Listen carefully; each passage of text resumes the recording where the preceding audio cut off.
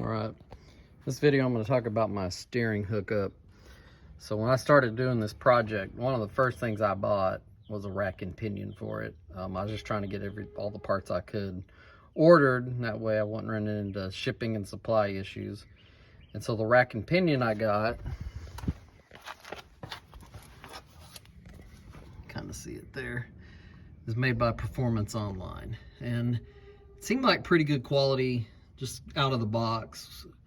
But when I got it hooked up, I took a lot of care with my lines, and the ones that I made to put on there have seemed to not have any leaks so far.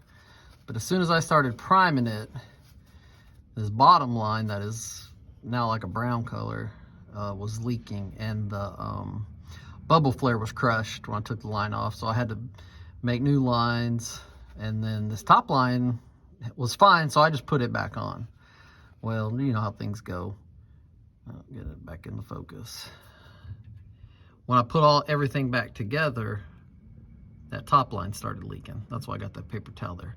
It's not a bad leak, but it's enough that definitely gonna have to get it fixed. So kind of disappointed. Thing's brand new. Well, you know, it's not even been down the road yet and it's already got leaks. It's just lines. So what I think I'm gonna do with that top one is I'm gonna get a fitting that goes into the bubble flare, but then we'll take a double flare, inverted flare, and I think that'll be a little more dependable. Same thing, even though this one's not leaking at this point, I've got to make a whole new line anyways. So I'm gonna leave the other line alone. It seems to be doing fine, the one I made, but I'm gonna replace that and get rid of the bubble flare. And then if I ever have any issues with this line, I'll do the same thing. Thankfully, making lines doesn't seem to be that difficult. Didn't have any trouble making that first one, so I've got a really good flaring tool. So, rack and pinion sounds like a good idea. In hindsight, it's been a lot of extra work. Another issue I ran into, I knew this when I bought it. This fuel pump is from like a late 90s, early 2000 Camaro. And the truck one sits down here. It interferes with all this, so you can't use it. Not a big deal. Bought a bracket to relocate the pump and relocate the alternator, because the alternator sat here on the truck and the power steering pump sat here. Got rid of this big ugly box for the steering, but this is usually from here to there a straight shot. Well, this kit came with a double D rod. It came with 2 U-joints, these really nice U-joints here. And this rack and pinion is made for this truck. And what they sent me, there was no way this was ever gonna work.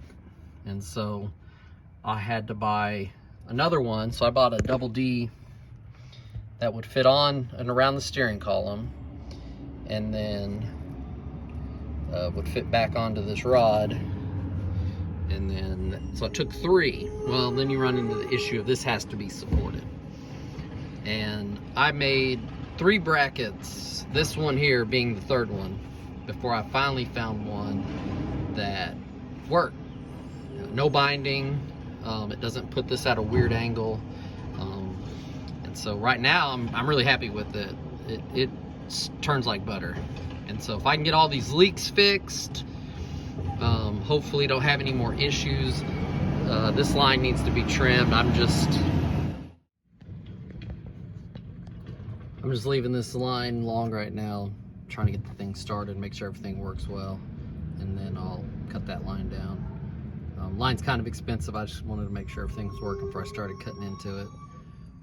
So yeah, rack and pinion, I'll let you know how I like it once I get to driving it, but right now I'm not liking it at all. Between the leaks, taking a good amount of time to figure up a bracket, which I didn't mind doing that. That was kind of enjoyable. I've got a plasma cutter, I've got a welder, so it's not the prettiest bracket you'll ever see, but all it really cost me was my time, because everything else I already had available. And I don't think it's going anywhere. There really isn't a whole lot of tension on this. It just kind of keeps everything in place. And right now with it just being hooked up, so it's still a little stiff to turn when it's not rolling, but it doesn't have a whole lot of movement at that spot, so I think it's gonna do really well. When I raise it up and it has no friction on the wheels, man, it just turns so smooth.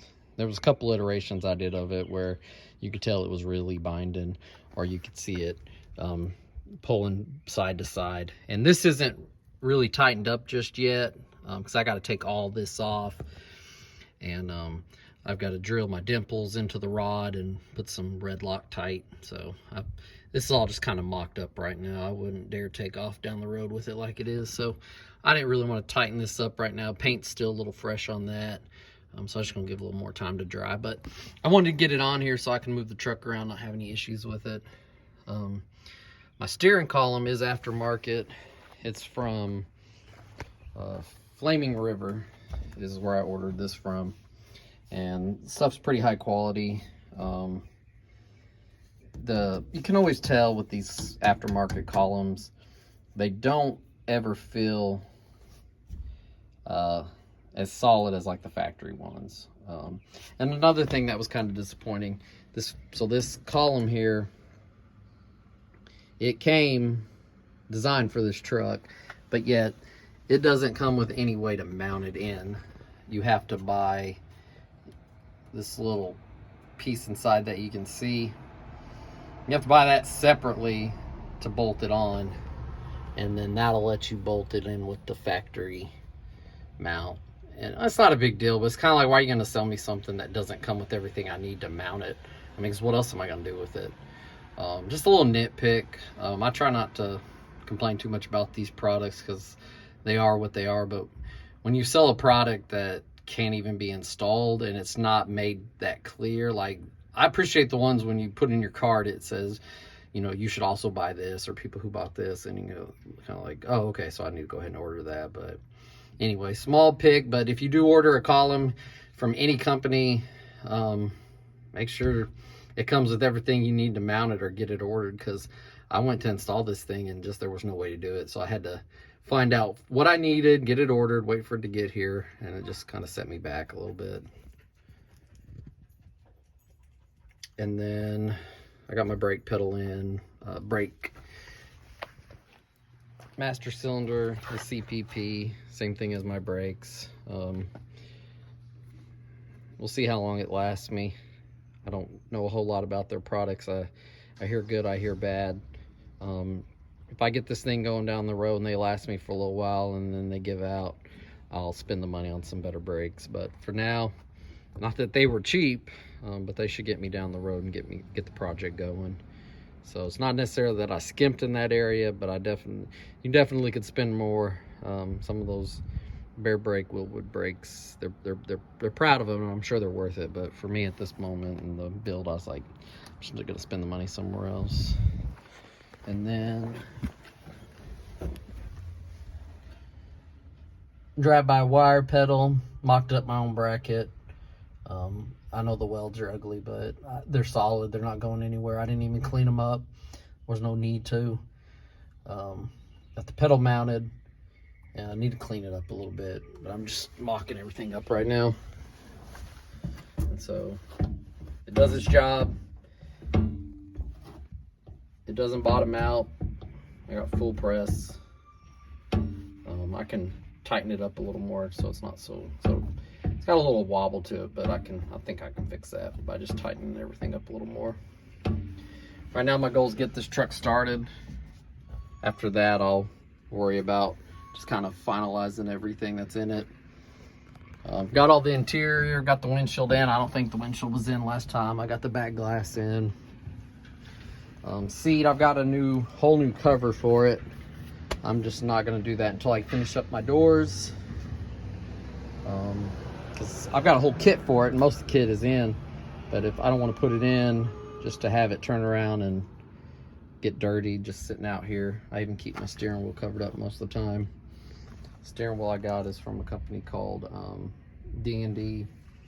Kind of mid-range as far as price goes. Quality seems good. I didn't want to get I like like the Grant steering wheel style, but I just don't like Grant steering wheel quality. So I went with this one just because it had a look I liked and the price was somewhat reasonable. And so steering wheel is one of those things that, I mean, if you don't like it, you can just always change it out, but I think I'm gonna like this one. They had to send me a button, you know, all the COVID delays and everything, so when the steering wheel came, I got an IOU on the button, and then when the button came in, it didn't really fit, so I had to kind of melt the plastic around and make my own little nubs, because what it's supposed to do is it has plastic nubs that fit into the metal groove and just kind of snap in and fit snugly, and it wouldn't do that. So I played around with it, got it to where it'll snap in, and I don't take it in and out because I don't want to wear it out because it's kind of rigged up to work. But overall, still pretty happy with it. I think what happened is they went to a new manufacturer for these buttons, and I just don't think they were right for the steering wheel I bought. And then right now it's kind of used as a workbench, but I had to buy new doors. So once I get these doors sanded, painted, go back on the truck, I'll finish up the build. So all right, I'll catch you up.